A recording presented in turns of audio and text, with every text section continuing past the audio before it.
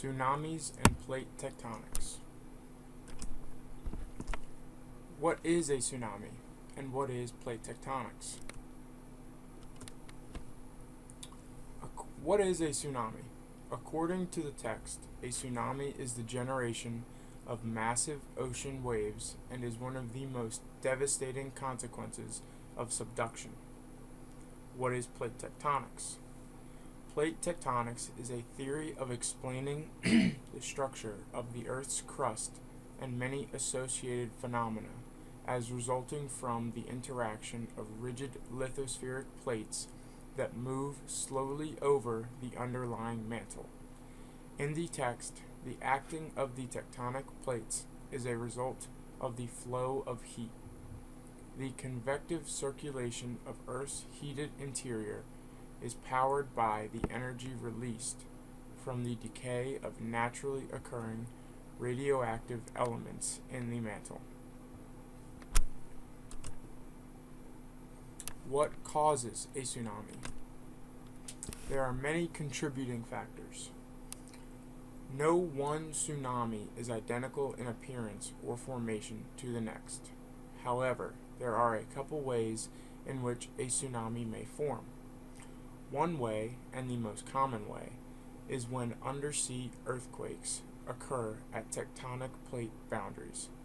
The sudden rise or fall of an oceanic plate boundary at the ocean causes a displace of the water above it, which results in large rolling waves that transform into a tsunami. Where are tsunamis most commonly located? The most common location for tsunamis to occur is at the Ring of Fire, where roughly 80% of the world's tsunamis occur.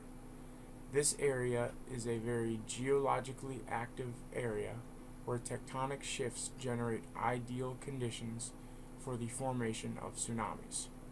Another way tsunamis may be formed is by underwater landslides or volcanic eruptions, which, the same as earthquakes, displaces a large amount of water that results in rolling waves. Here is a photo of a tsunami crashing into a coastal town. Identifying factors of tsunamis. One of the identifying factors is the concentration of energy that occurs in a tsunami compared to just a regular wave.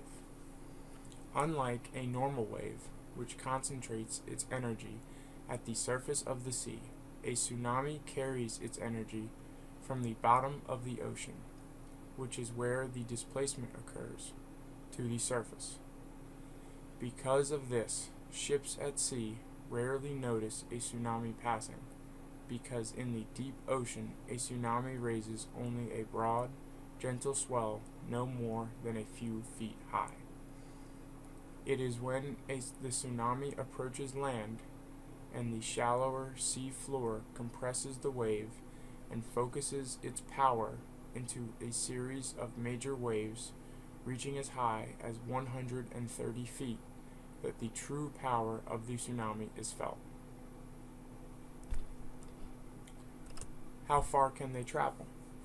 Tsunamis have the ability to span vast distances, being able to cover entire ocean basins from one side to the other.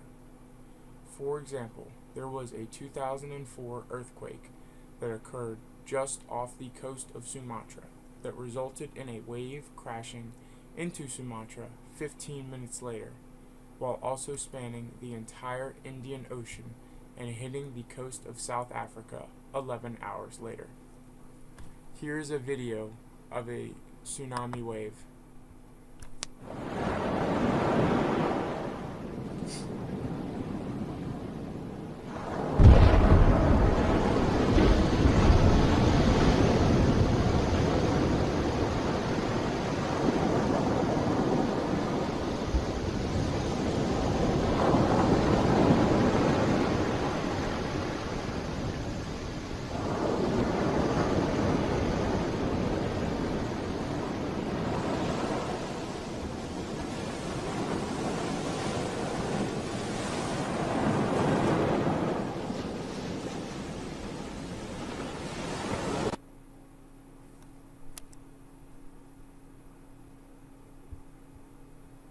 This video helps show some of the power that can be generated by these tsunamis. Now on to plate tectonics. In plate tectonics, there are 4 different types of force. The first is slab pull. During slab pull, the weight of the subducting slab pulls the rest of the plate behind it toward a trench and down a subduction zone. This movement is similar to a tablecloth in that it slides off the table when enough of it is over the edge. This gravity-driven force occurs because the subducting slab is denser and heavier than the asthenosphere through which it is sinking.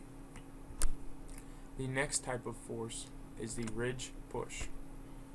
During ridge push, the plate slides downslope under the influence of gravity toward a trench from the ridge crest. Here, the elevated position of the ridge allows the plate to simply slide downhill like a toboggan. Next is mantle drag. During mantle drag, the plates are carried by convective circulation in the asthenosphere. In this case, the plates move like rafts in a moving stream. The last type is plume push.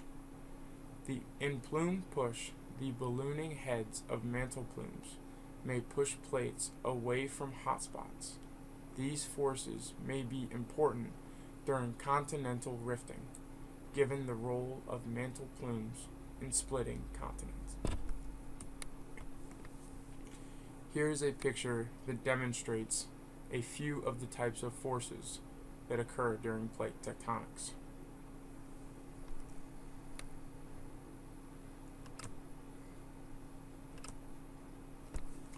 Just how many plates are there that make up the Earth? There are 7 major tectonic plates that make up the Earth's lithosphere.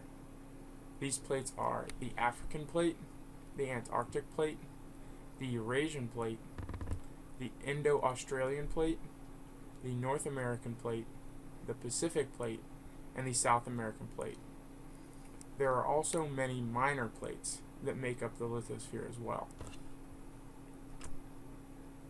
The types of boundaries, there are many types of boundaries that occur at these tectonic plate boundaries. The first is divergent. Divergent plate boundaries are where 2 plates move apart and are marked by spreading. These boundaries are centered on a mid-ocean ridge and create new oceanic lithosphere.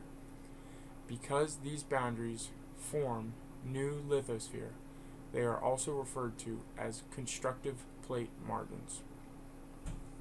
The next type of plate boundary is convergent. Convergent plate boundaries are where 2 plates collide and are marked by deep ocean trenches and subduction zones where one plate is forced beneath the other and consumed. Because these boundaries destroy old lithosphere, they are also referred to as destructive plate margins. Convergent plate boundaries are the leading factor in causing tsunamis. Transform plate boundaries. Transform plate boundaries are where 2 plates slide past each other and are marked by great crustal fractures called transform faults. Transform boundaries neither create nor destroy lithosphere, but instead form links between one plate boundary and another. Because of this, they are also referred to as conservative plate margins. Here is a photograph of the 7 major plates that make up the Earth's lithosphere. Tsunamis and plate tectonics together. Are plate tectonics a direct or indirect cause of tsunamis? Plate tectonics are the indirect cause of tsunamis. When a major seismic tremor occurs underneath a body of water, that energy from the tremor is released into the surrounding liquid. which then spreads from its original site and traveling through the water in the form of a wave. Depending on the location of the original tremor, the configuration of the local sea floor, and the distance from the tremor, the tsunami varies in size, number of waves, and arrival time. Here is a photo that demonstrates the occurrence of a tsunami, from the initial earthquake, the long low waves in the deep part of the ocean, followed by the steep high waves as the energy reaches the beach. How are tsunamis and plate tectonics related? Subduction zones. Here's a photo of an earthquake starting a tsunami. Subduction zones are areas where the oceanic plate is pushed or subducted underneath the continental plate, resulting in a subduction zone. The friction between the subducting plate and the overriding plate is enormous. This friction prevents a slow and steady rate of subduction, and the two plates become stuck. When one finally gives way, it generates an earthquake that may be of great seismic magnitude, which results in the formation of a tsunami.